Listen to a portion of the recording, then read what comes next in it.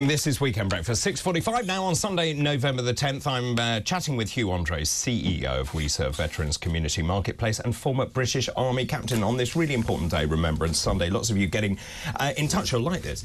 Your ex-army guest is brilliant. He's experienced, sensible, common sense with practical ideas which will help people and businesses, all qualities which will guarantee he will never be listened to by any government. Your listeners should support his organisation. That's Bill in Cheshire, one of our regulars. Yes, well, thank you, Bill. And you're absolutely right. They won't listen, and I've got bored of listening to my voice. Why don't they listen?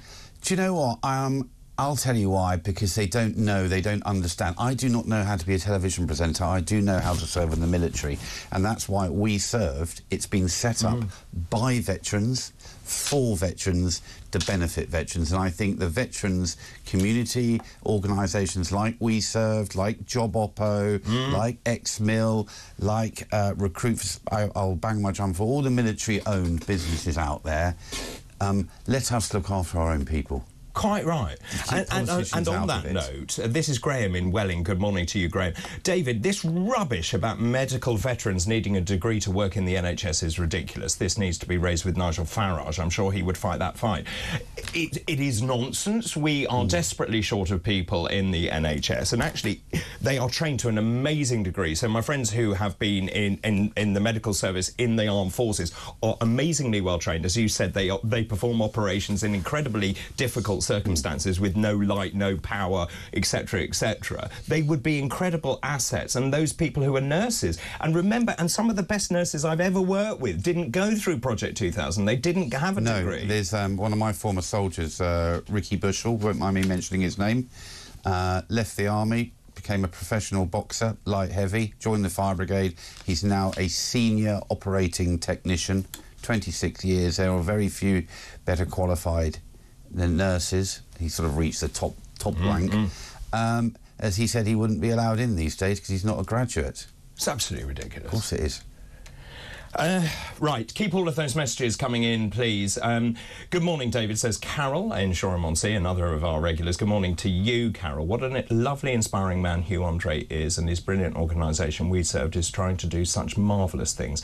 Our ex-service personnel are wonderful and invaluable to the success of this country. The suggestions you mentioned of utilising their knowledge and experience would be so useful, and I hope the establishment can understand how vital, important and valuable that would be. I hope today, this is a really good point. I hope today is peaceful and respectful. There is talk, as we know, of protests taking place at the Cenotaph, which in my view is totally unacceptable. Yeah, we were here this time last year, weren't we? Because I actually went up there and I was marching, and if you're getting back to practical, it would be really foolish of a handful of rowdy, loud, rude individuals to turn up in front of 5,000 ex-bodies, and that was to be just slightly really unbalanced. That would just be the wrong decision. I mean, it didn't happen, and actually, again, it was all being promoted the wrong way. They were, and good luck to them. You know, I went to war to live in a democratic country. I served in order that we could all have an opinion and we could all have a view. Where we've got this wrong, and I say this to my daughters, people have forgotten how to debate without judging.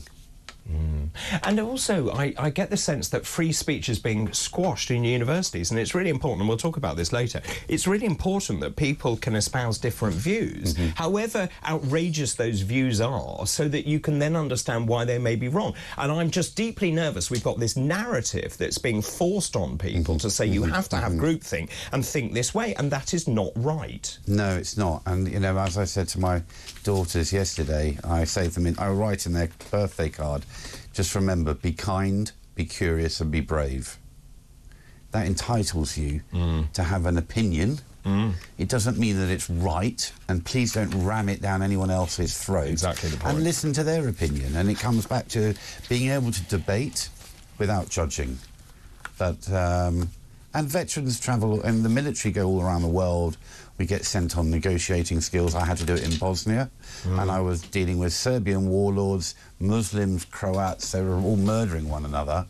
But ultimately, it was trying to find a solution where everyone comes out a winner. Absolutely right. I just want to talk to you, if I may, about defence spending. I mentioned it earlier. Keir Starmer is being urged to consider an emergency cash injection into defence and to accelerate Britain's planned review of its military capability. So this defence review is underway.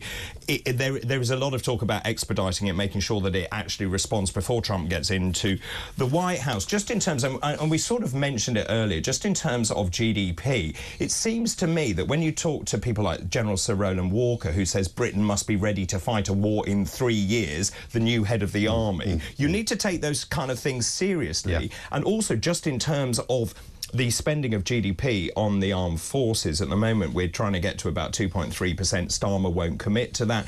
I said earlier I think it should be 2.5–3% actually, because if you don't have defence, you do not have a country. 3% please. And if you haven't got boots on the ground, you can't hold the territory. But you see, they come back and say, well, you don't need boots on the ground. We can do it with technology. But this will be the people who've been to war. Yeah, no, exactly. Right, these will be the people... This is the great and the good of the armed forces. These are the people in suits, yeah, in Whitehall, who've never loaded a weapon, never been out on a patrol, never been looking left, right for where the IED is going off. Boots on the ground, hold ground and win wars. 100% we're in the battle space now. When I said that it used to be called the battlefield, now it's the battle space. And it's land, sea, air and space. But with all that kit and equipment, unless you can hold that ground, and the Russians and Putin's found that out in Ukraine, and the Ukrainians have been able to hold their ground, we have to give our armed forces better kit and equipment. But you see, even Grant Shapps said we are in a pre-war world. To give him credit. When you look at our assets, you were talking about assets, when you've got this amazing aircraft carrier, HMS Queen Elizabeth, which didn't have enough troops to man that vessel. You've got the Prince of Wales failed to depart, if you remember, in that exercise. We got a Trident missile which misfired. We are no longer a Tier 1 force, according to leading experts. No, we have the best soldiers and sailors and airmen and women in the world. We have the best training. By the way, our training pamphlets, the way we train our... when I was serving, we had the Americans observing what we were doing, how we trained our special forces soldiers, etc. But we just continually, and we have continued... I used to go and buy... Look, I'll tell you where the single biggest military quartermasters is. It's in the East End. Is it? It's called Silverman's. And you find soldiers, and we would go and buy our own kit and equipment, because it was just like boots. Issued kit wasn't good enough. That's appalling. That's unacceptable. And I can guarantee you the boys and girls are still buying their own kit and equipment today. So how do you change that? What do you need to do to Whitehall, to the MOD, to change that? I think the civil servants need to probably step back and let General Walker and the admirals and the air marshals lead. Listen to the soldiers, sailors, airmen and women. Listen to the people on the ground, you know, a bit like your constituents. Listen to what they want, and don't tell them what they can have. I'm just reading here the Challenger 3 being a decent vehicle. We're only building 148 of them. We used to have 900 tanks. Yes. Also, troop numbers now the smallest size since the Napoleonic era. Yes, down to 78,000. But that's too small. McDonald's have more employees. Exactly. You'd have a top tier at Twickenham yesterday empty if you put the whole of the British Army in there. Let's just talk about... I mean, it's just absolutely appalling. There's another story, actually, which is from the Peace Pledge Union. This will probably make your blood boil. Remembrance Day should be decolonised, apparently, according to campaigners who call for an end to nationalist narratives that whitewash and glorify the British Empire. Again, wrong campaign, wrong day, and you're conflating two different things. The reason the poppy is red, as you and I were talking about in the break, is because it symbolises the poppy of Flanders, but also that is the colour of blood. We all bleed. We're human beings and we all bleed red, and there's only one colour, and that's red. So the poppy stays red, it's pure. We don't need to politicise it. And if people want to talk about, you know, look, we'll have a Victoria Cross on parade today. Sergeant Major Johnson Bahari was from my regiment.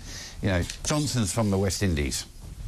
We have some of the greatest SAS heroes who are from Fiji. You know, the great warriors, the Sikhs. We have wonderful Sikh and Hindu warriors, the Gurkhas. So when people start coming in with all these different coloured poppies, blah, blah, blah. I say to everyone, you know what, we are one. But we are hang one on a minute, the Royal British Legion are complicit in this, because they're issuing all these stupid poppies. There's even an LGBT poppy. I don't think your sexuality has anything to do with whether you're a good soldier. No, 100%. And I've said it time and time again, couldn't give a damn whether you're gay, heterosexual, whether you're vegan, or you love a good steak, or whether you're whatever. We are one family. And when you're in a war, and the night before, when you go into a forming up position, you approach what's called the line of departure. When you cross that line of departure, all that matters is that man or woman on your left and your right.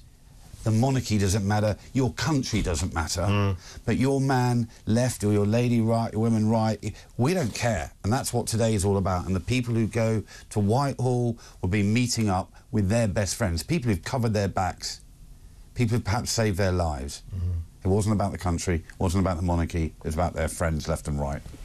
How does this make you feel, then, when you've got people like the PPU, this Peace Pledge Union, saying, essentially, we need to decolonise Remembrance Day? I mean, that's a dreadful insult. Well, they're entitled to their opinion, but it won't happen. And as I said, you know, it is a dreadful insult. Of course it is. But we are one, and, you know, we're there to remember the fallen, those who gave their lives, and jumping on bandwagons and trying to put various agendas and issues.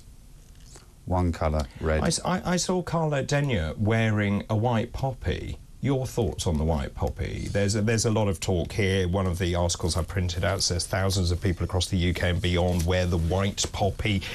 They've been produced to remember victims of war, challenge war and militarism, and a commitment to peace. I think actually they're pretty disgraceful. Yeah, I agree. There's only one colour and it's red. We should have one poppy.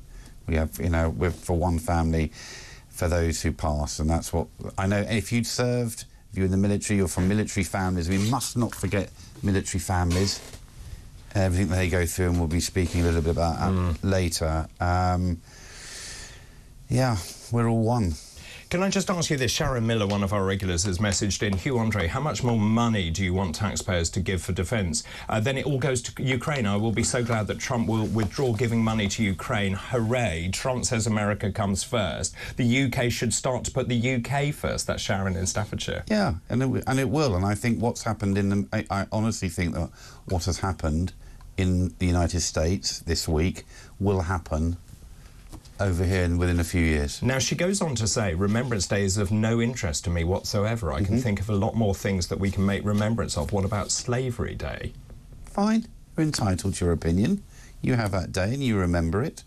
But today is the day that some people, the majority of the people, most people, want to remember the fallen. I would agree. I would agree. Richard says there will be an army in London today wearing berets, blazers, medals. Palestinian demonstrators, be warned. Essentially your message as well. Good morning, David. This is Sean.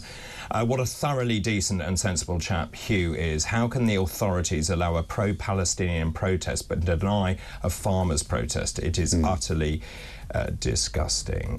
Dr. David, my uncle was taken prisoner in Japan. My dad served in the Royal Scots. Have two sons that served 12 years and 15 years, both serving 2 tours in Afghanistan. Our national flag has flown outside my home for generations. I am proud to be British, Mum. I'm sure you are.